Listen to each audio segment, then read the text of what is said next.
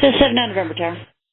7 November. So 7 November, is there any chance you can go to a point about 2 miles to the southwest of the departure at 20? We may have lost an aircraft. Would you mind going out that way and looking?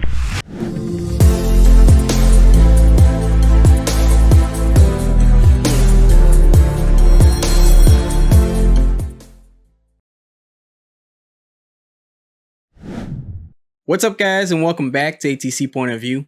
My name is Lex, and thanks for joining me once again. This incident we're going to cover today happened June 2021.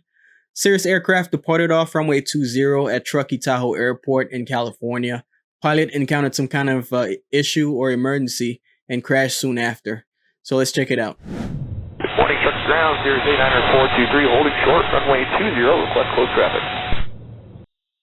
Cirrus 89423, Turkey Tower, hold short, runway 20. Short 20, Cirrus 89423. Cirrus 423, make right, close traffic, wind 180 at 10, gust 21, runway 20, clear for takeoff.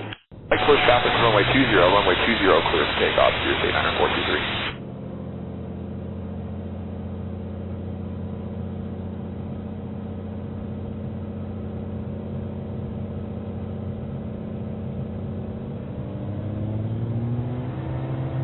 Cirrus 423?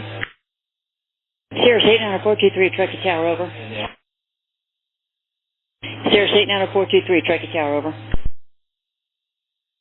Cirrus 89423, Truckee Tower, over. Cirrus 89423, Truckee Tower, over. So it sounds like the pilot wanted to do some training, asking the air traffic controller for closed traffic, which is also known as pattern work. This is basically them practicing takeoffs and landings in a circular motion around the runway, and they keep doing that over and over.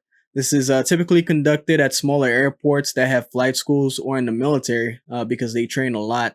You're really not going to go to somewhere like Atlanta or DFW or one of the major airports and ask for closed traffic. They'll most likely deny it because of how much volume they get. So let's take a look at this chart and I'll explain it some more. The purpose of a traffic pattern is to standardize and organize all traffic coming into or departing a runway. As illustrated here, these are all the different segments of a traffic pattern. This is considered a right-hand traffic pattern or right closed traffic. So the aircraft in this incident was instructed to make right closed traffic. So they'd be flying this same pattern.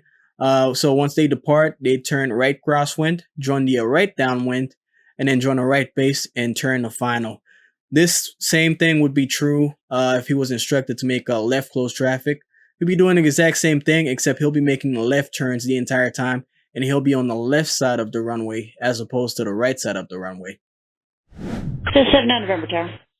7 November. So 7 November, is there any chance you can go to a point about 2 miles to the southwest of the departure at 20? We may have lost an aircraft. Would you mind going out that way and looking? I'm on it. Okay, thanks. They were on the upwind to right crosswind, and then we lost sight of them. Upwind for runway 2, did you say? Yes, ma'am. She departed, or the aircraft departed runway 2 departed runway 20 and on the upwind to crosswind.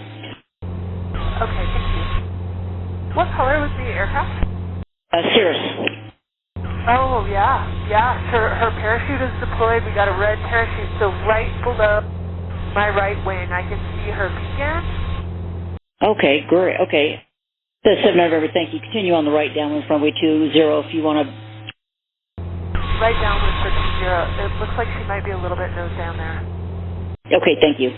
We do have emergency aircraft or emergency on response. I just wanted to get a visual. Thank you so much. Thanks. So 7 November, did it look like an open area where emergency vehicles could reach it? I can make another pass if you like. I would appreciate it. If you have the time, we would appreciate it. Yeah, no problem at all. And if you have the capability of a lat long or something like that, it would be really helpful. Yeah, we'll try and do that. Okay, thanks so much. Okay, so it looks like Parker Lane comes right to just a little bit to the west of where the aircraft is. If they drive out to the end of Parker Lane. Okay, the end of Parker Lane?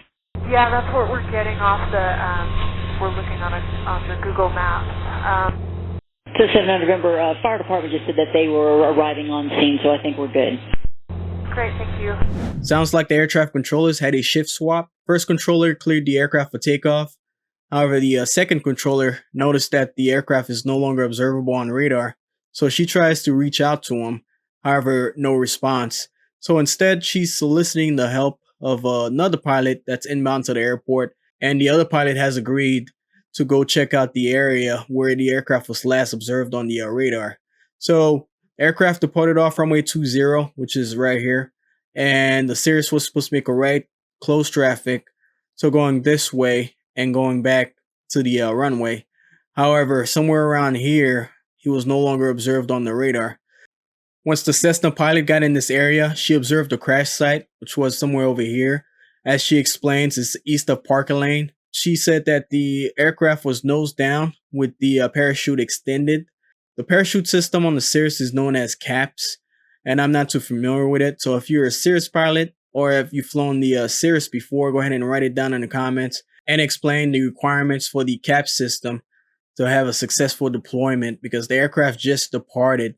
So I don't know, based on their altitude, if it'd be able to be successfully deployed in time to save the aircraft and the souls on board. This incident had a very sad outcome. There were 2 souls on board, and the flight instructor was fatally injured, and the student pilot was seriously injured. But this happened a year ago. I'm not sure what his status is now. But try to look at the NTSB report to find out what the cause of the accident was, but there's nothing available. Apparently it's still pending. This happened a year ago, so we still don't know. But I appreciate you guys for watching this video, and as always, peace.